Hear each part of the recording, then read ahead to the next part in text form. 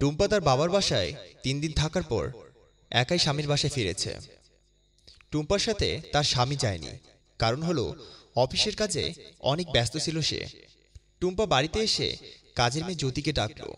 জ্যোতি ঘরের ভেতরে বিছানায় শুয়ে শুয়ে ফোনে কথা বলছিল। টুম্পার ডাক শুনে বিছানা থেকে লাফ দিয়ে উঠে সে দরজা খুলে টুম্পাকে সালাম জানালো। টুম্পা ঘরে প্রবেশ করে বিছানায় বসলো। এরপর সে জ্যোতিকে ডাকল, জ্যোতি, একটু এদিকে আসো তো। টুম্পার ডাক শুনে জ্যোতি এসে বলল, জি আপা, কিছু বলবেন?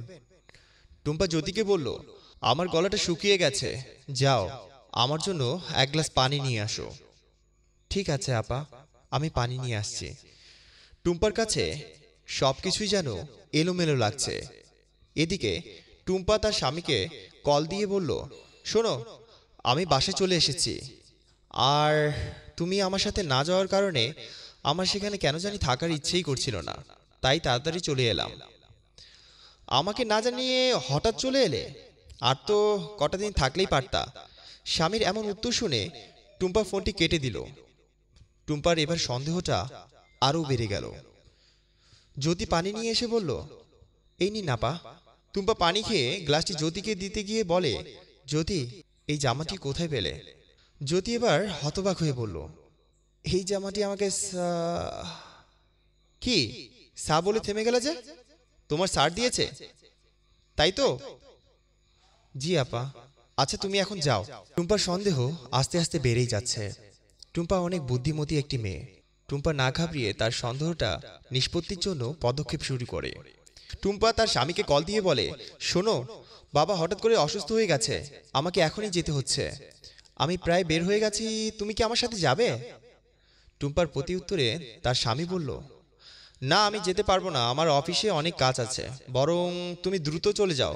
আর শোনো, বাবা সুস্থ না হওয়া পর্যন্ত তুমি আসবে না, কমপক্ষে 7 থেকে 8 দিন থেকেই আসবে। স্বামীর কথা শুনে টুম্পার সন্দেহটা আরও বেড়ে গেল।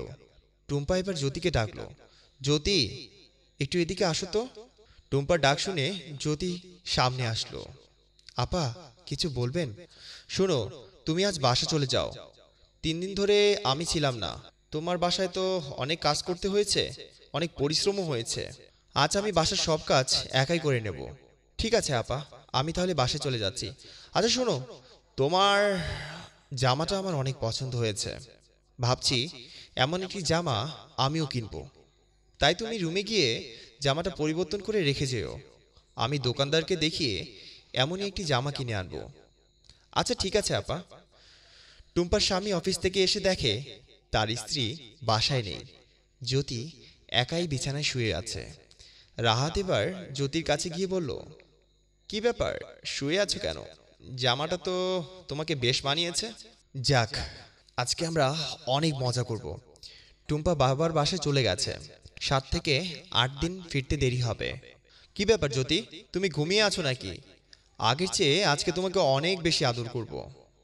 এবার টুম্পা মুখ ঘুরিয়ে উঠে বসলো। রাহাতের কাছে সবকিছু যেন ভূমিকম্পের মতো লাগছে। কি ব্যাপার, তুমি কি বাবার বাসায় যাও নাই? না, যাইনি। গেলে কি এই ধোঁকাবাজ নাটকটি বুঝতে পারতাম? রাহাতের কাছে সবকিছুই স্বপ্নের মতো লাগছে। রাহাতের অবস্থাটি খুবই বিব্রতকর, সেটা দেখেই বোঝা যাচ্ছে। আসলেই বিব্রতকর, আর এমন দুশ্চরিত্র পুরুষদের জন্য এটা খুব প্রয়োজন। প্রতিটি স্ত্রী এমন চালাক আর বুদ্ধিমতী হওয়াই প্রয়োজন। আর সব সময় নিম্ন শ্রেণীর মানুষদের দোষ না দিয়ে তাদেরকে বোঝা উচিত তারা কি চায়। সব সময় কাজের মেয়েদের দোষ থাকে না।